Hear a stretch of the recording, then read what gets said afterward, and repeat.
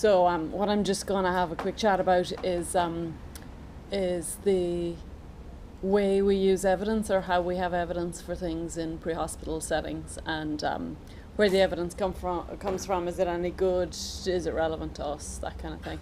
So it's very easy.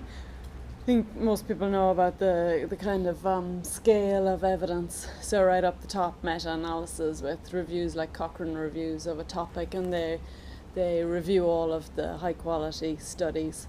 And then right down at the bottom of the pyramid is the expert opinion, books, Twitter, FOMED, blogs, all those kind of things. So there are lots of information, a lot of it's very interesting, but you have no guarantee of any kind of quality, whereas right up the top of the pyramid it's going to be high quality. And the way evidence is ranked is level 1 to 5. So level 1 evidence is like Cochrane reviews, that kind of thing. And down to level 5 at the bottom of the pyramid is background information, books, blogs, all those kind of things. And then everything in between is a different kind of level of trial. So so you would think evidence for everything we do should be quite high level. People talk a lot about evidence-based medicine and that kind of thing. And you would think that in this day and age we would be basing all of our big decisions on evidence, and it's not actually true. So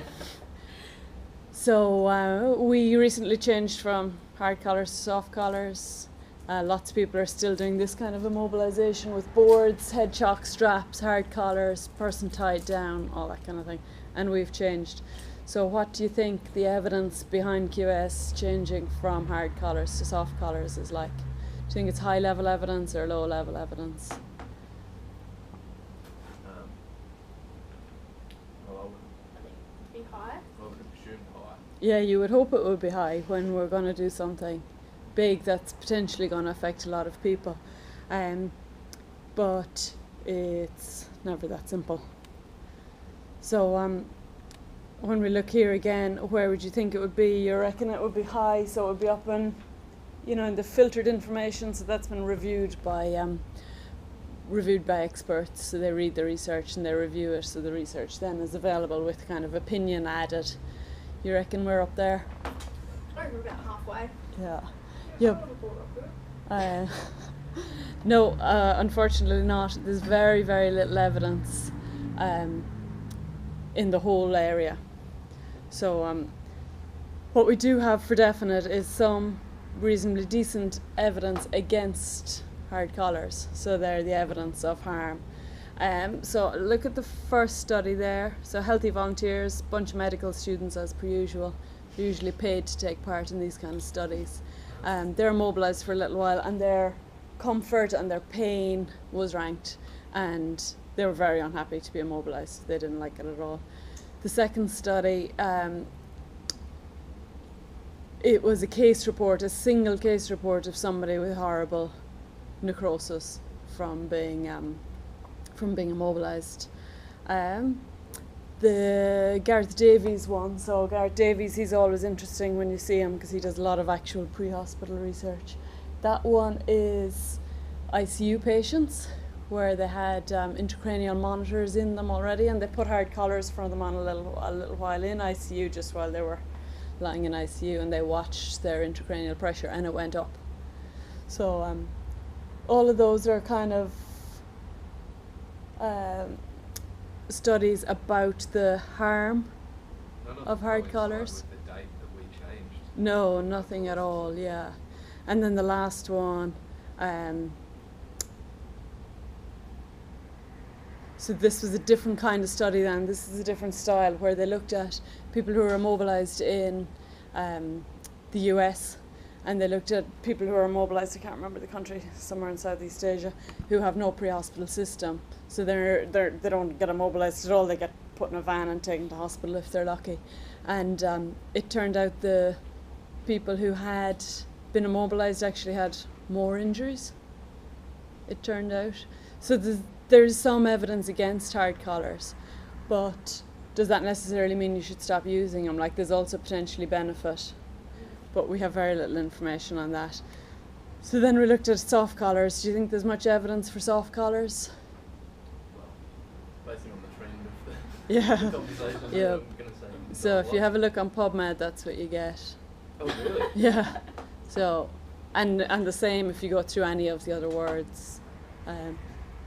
There's basically no evidence for good or bad at the moment for soft collars. So what are we after basing all of our decision on? If we just go back to the pyramid, here in Queensland, for the most part, our change has been based on expert opinion. So the spinal services, who are experts, you know, absolutely, have looked at the evidence of harm, they've looked at the evidence about the type of injuries people have, and they've looked at the mechanics of it, and they've looked at the bones, and they've looked at the spinal cord injuries, and they've basically said hard collars are doing harm, soft collars are just as good. So it's based on expert opinion. So it seems fairly low level evidence, but there's something to be said for expert opinion. If you do a Cochrane search, you'll find that there's no randomized controls of spinal immobilization strategies. So there's nobody has ever compared hard and soft collars. Nobody has ever really properly randomized control trial, a collar versus no collar. So all this is just based on expert opinion. Do you think expert opinion is useful? Yeah, well, Depends on Yeah. Just look at the title of that slide and I'll show you the results in a second. So this is genuine, this is a proper published paper. Yeah, read the result there. Are you able to read it? We were unable to identify any randomized control trials of parachute intervention. So they're completely right. There's no randomized control trials giving strong evidence that parachutes work. She jumped Yeah. out the window. And like, No, I got the parachute or yeah. not the parachute? yeah, that. oops. Open your envelope. Yeah, bad luck. Yeah, my parachute's invisible. And there's some of the comment that goes about this is it's the big How much do you get paid for that study? yeah, the medical students have got half the medical students left. It's big parachute industry is pushing the use of parachutes. And if you go back through the records, like you can look at this paper, it's really funny, but like the death records show that there is no deaths from jumping out of planes prior to the invention of parachutes. Right. Yeah, so there weren't planes either, but that's not relevant when you're looking at this. So actually, like expert opinion, if you have an expert telling you gravity makes you fall really fast, if you come from a height, you're going to fall really fast for a long time, you're going to hit the ground really, really hard, and that's going to kill you, then that's an expert I'd listen to. And similarly, at the experts looking at the mechanisms and movement in spinal cord injuries, they're looking at the neck, they're looking at all that kind of thing. Well, like maybe it's the best we can do is to have expert opinions on things like this, because we can't do randomized control trials easily. Was there any, just out of interest, any research into full body immobilisation versus just a collar? Or? Yeah, like nobody's answered really good questions, all of them. So there's bits and pieces here. The strongest level of evidence that is available is like level 3 evidence. So that's using some studies like cohort studies and control studies and small randomized control trials. That's all been amalgamated into some level 3 evidence. And that says that you should use a hard collar, head chocks, straps and a spinal board. And that's American, and that's what they do. Yeah. But they haven't also looked at the harm or, they say that works, whether it works without it, we're back to expert opinion. So you don't necessarily get, the whole story just by saying, well, the Americans immobilise everybody, tie them down as hard as they can, make them stay as still as they can. Especially when you look at how many people have spinal cord injuries in Australia in comparison to in America, it's not any different. So our patients aren't getting more harmed by our softer, gentler kind of methods of immobilisation, apparently anyway. But the numbers is the big problem. The numbers is very hard to deal with. So have a look at that. The most important thing in all these papers, like when you're looking for evidence, is actually looking at evidence is actually to read the paper. The title is often designed to be attractive, and the abstract is designed to lure you in to buy the paper or access the paper. So you have to actually read the paper often to realise how useless what they're saying is, or potentially how good. But for the most part, we don't have answers to most of the questions based in the pre-hospital world. There just isn't.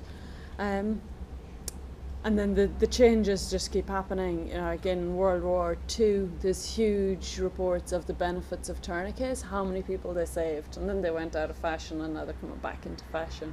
And lots of the same with lots of other things. Some people are talking about masked trousers again, whereas like 15 years ago they were like dumped as the stupidest, worstest thing ever. But now there's a kind of suggestion that maybe there is a cohort of patients that would benefit from them. Yep. So this is just a quick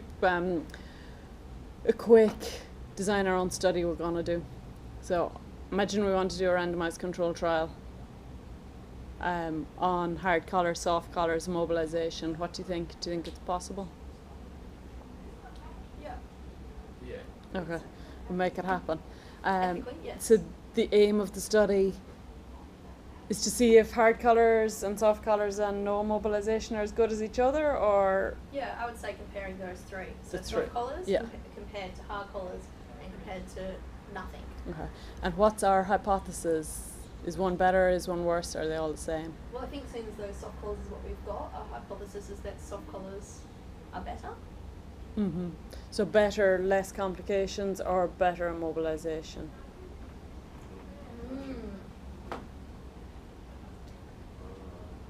Or we could have both. They can be the kind of Yeah. objectives in it. Yeah. I think the two objectives. Yep. How are we going to design the study? So we want to do a randomized control trial because that will give us a really good answer. Are we going to do Queensland? Is it big enough It's easy. cohort? Yeah, that's the problem with a lot of these things. So for every 1,000 patients that we immobilize, about 20 of them will have a spinal bone injury. Out of those 20, maybe 3 or 4 will have a spinal cord injury itself. And then how many of them are primary injury? Nobody really knows, and how many are secondary from moving or swelling or whatever. So we're talking about huge numbers. We're going to have to be immobilizing thousands of people before we'll get enough injured we people. mobilise a lot though. Yeah, that's true. And then we've also feel got stuck with the problem of the locations. Like, is it just going to be the PA? Will we get the PA to use our hard collars when we bring in hard collar patients? Or will we do it? Do we have to do every hospital in Queensland and get them all to come on board? We've also got the problem. Keep them on until radiology Yeah. so that you can Yeah. actually get a Yeah. definitive answer. So all of them, then it's getting to be a very big project. Yeah. The next problem is like the patients in, we'll say, Rockhampton who don't have spinal services. So if you crush your C-spine in Queensland today, you'll probably be on the spinal operating theatre in the PA within a couple of hours. If that happens to you in Rockhampton, you get brought to Rockhampton, you're 4 hours in by the time they've seen the x-rays or the CT scan. Then they send RFTS to get you. You're 12 hours in. You're now maybe 20 hours before you're on the operating theatre table. So those people aren't really comparable anymore. Yeah. They're very different. So The chance maybe of their secondary injury is way bigger than Yeah. our Maybe secondary you just injury. have to do the Brisbane area then, and Brisbane, Gold Coast, Ipswich sort of area, Yeah, but do it over a longer period of time so that you get a large enough cohort. yeah. Population, are we going to include kids? Old people? No. The big deal with kids is that The moving around. Not kids. no, it's Old not people. that, it's the radiation. So like kids are the ones that are really important, because if we have to CT their neck, then they get a big dose of radiation. So their chance of lifetime cancer goes way up. By the time you're 65, if you get a CT, it doesn't matter, you're going to die of something else before the neck tumour gets you. But the kids are getting like the 1 in 10,000 chance of getting a tumour from the radiation. So like studying the kids is way more valuable having an answer about kids, about who needs to be immobilised, who needs to be CT'd, that's got a real health benefit for their whole lives. Whereas the oldies scan them away. What does? But it's interesting because if you did the adults and the elderly, they're a lot more compliant than the young. Yeah, they'd be easier. As Yeah. well, except well, maybe not the elderly if they're Yeah, the demented.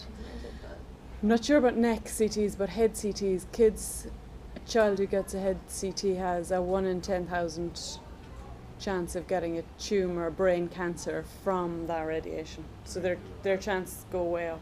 So if you have a child who needs to have a head CT a few times in their life, then it has a big long-term effect on their chance of cancer.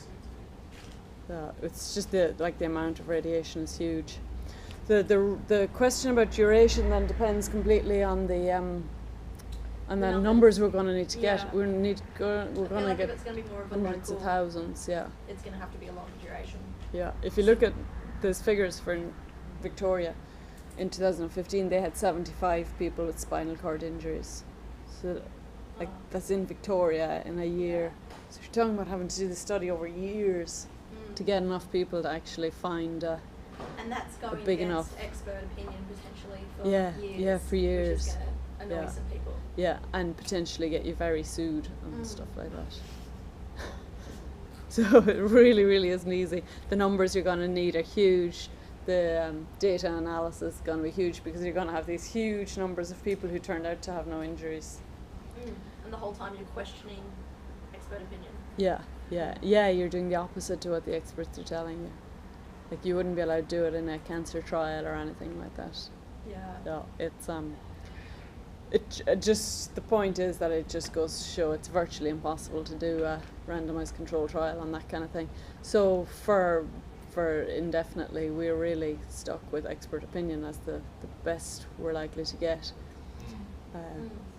And that's even before you look at the ethics of doing something that we now have evidence that shows harm to them. So whether or not it shows benefit, we do have proof it shows some harm. So you're not going to get ethical approval for much of that. Yeah, obviously you should believe everything you read. Yeah. Thanks. Official photo.